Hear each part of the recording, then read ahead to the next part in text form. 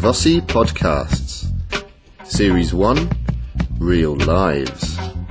Podcast 9, Amanda, radio presenter and traveller.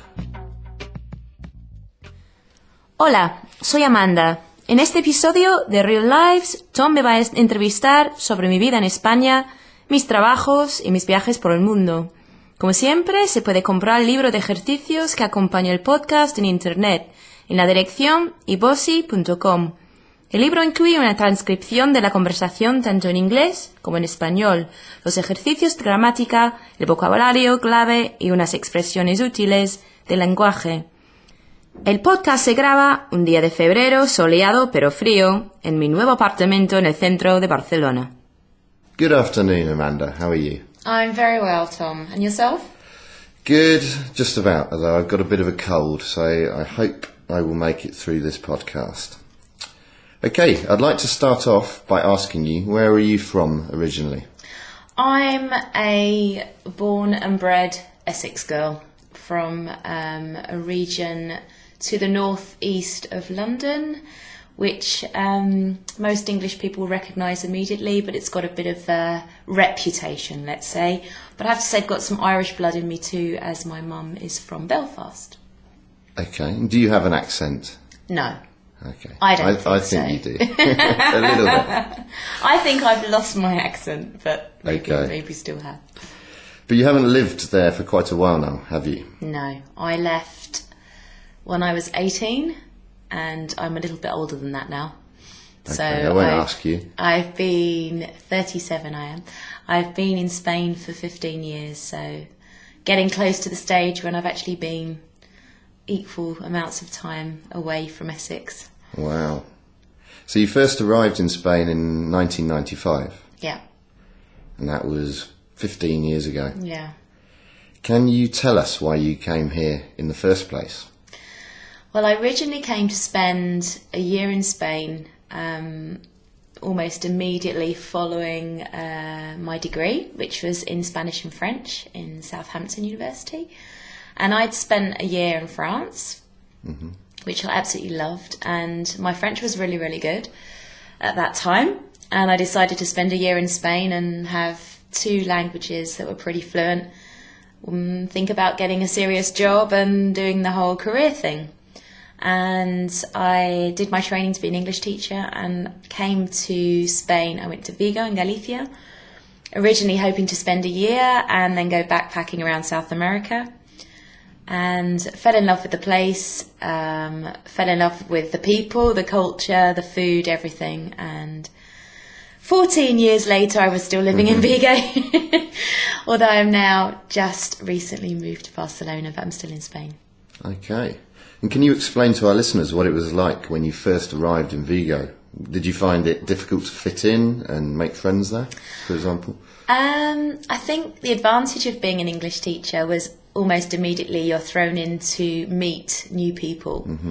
And although, of course, initially the conversation is in English in the classroom, I'm not shy and I organise lots of dinners and drinks with my students and slowly but surely started to meet people. My initial reaction when I arrived in Vigo was that it was the ugliest city I think I'd ever visited in Spain.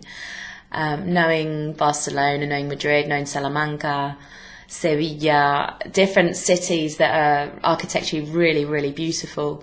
Vigo was a bit of a shock. But the geographical situation of the Rías in Galicia is outstanding. I hadn't seen anything like that ever. And in what ways, in your opinion, do people from Galicia differ from the rest of Spain? Are there any sort of really prominent cultural differences? Or yeah, there's massive differences. What are the main ones? I think the weather influences people in general. It's a bit like England, isn't it? In the north, a bit yes, like Cornwall. It's Celtic in its origins, which is totally different. The bagpipe is the national instrument in the region of Galicia. So any traditional music or dance or song is kind of quite reminiscent of Ireland or Scotland for us, which also made me feel quite at home with my Irish origins. The actual countryside itself is quite similar to Ireland. The food is generally catered around a colder climate, so big kind of soups and stews. The seafood is probably the best in Spain, and I think even people in this part of Spain, Mediterranean, would agree with me, being cold water. And then the physique of people changes. I think the further north you get, you have a more Celtic influence, so you find more blonde people, more redheads, people with fairer skin. Really? There's also kind of, this is a very general statement, but people tend to be shorter and thicker set than people in the south.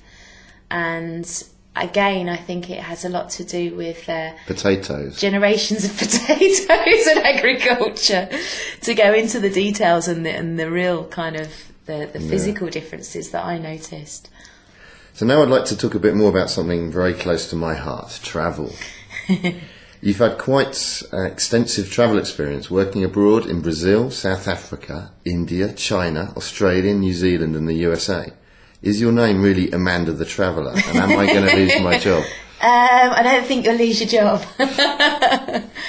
But we probably can compete for the number of air miles we've got, definitely. Cool. And what have been some of your favourite travel destinations that you've been to? I love Brazil. Absolutely love Brazil. I love India. And South Africa is definitely up there on my hot list. I'm scared of sharks in South Africa. Did you go shark diving? No, I've not been there, but I just kind of think if I went in the sea in South Africa, I'd be terrified of great white sharks. It depends where. If you're in Cape Town, you wouldn't go in the sea full stop because it's too cold. Okay. So I think you'd be all right. And what's the worst place you've ever been? Worst in what sense? Just the place that you thought, I really don't want to be here.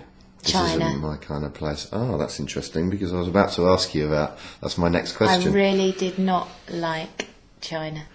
And you were in Thailand for a couple of months last year. What were you doing there? I went to Thailand to spend a month doing an intensive yoga course, which was a teacher training course, but it wasn't my intention to study to be a teacher, let's say. I went to do lots of yoga for a month, ended up staying nearly 2 months. And are you still practicing in Yes. Barcelona now? Yes. Yeah, Great. I am a total addict. Anyway, you've had extensive experience as an English teacher in Spain, but you've also been involved in some of the global yacht racing events held annually from Spain, including the America's Cup and the Volvo Ocean Race. Can you tell us a bit about these races, what you were doing for them, and how you got involved in the first place? What I was doing is what we're doing right now. Okay. Usually it was me behind the microphone and not somebody else, so I was usually asking the questions. And I became involved because the Volvo Ocean Race, which was originally the Whitbread Round the World race, changed its start location from Southampton to Spain. And the very first time it did that was in 2005 when I was living in Vigo, and that happened to be the start port. So I got involved with them because I happened to be there. Finally, I just wanted to ask you, what do you miss most about England, if anything? I miss people. I don't miss concrete things. Pubs. No. I think I found replacements for the things that maybe when I was a student at university I thought was, the bee's knees. But it's people and their sense of humour and banter. Yeah. Because I think my Spanish is good enough now to, most of my closest friends are Spanish To banter. here, to have really fun, deep, comical or philosophical even conversations. But English banter is unique, and it's an English dry sense of humour and I don't know, wit and an intelligent banter is the word, actually. Yeah. I can't think of another way to describe it. That is what I miss. And when I go back there, I immerse myself in lots of really good. Yeah, well, I'm almost down to people, but I miss people, pubs, cheddar. A Pimm's in London on a sunny June, July afternoon or something, or going to Wimbledon and watching the tennis. But they're just little tiny flashes of things I don't really miss. So, if you had to choose Which would it be? England or Spain? Well, I think that's a bit of a no-brainer, Tom. Yeah, I know. I've been here for But 15 we've years. got to ask it. Well, it's got to be España. Brilliant. Thanks for talking to us today, Amanda, and we will speak to you again soon. No worries. Bye. Bye-bye. Thanks for joining us for this Avosi podcast. In our next podcast, the last of the series, Amanda will be talking to one of her friends in Barcelona. Don't forget, you can get the workbook for this podcast at avosi.com. The workbook includes a transcript of this conversation in both English and Spanish, grammar exercises, and some key vocabulary and language points. Thanks for joining us. Bye!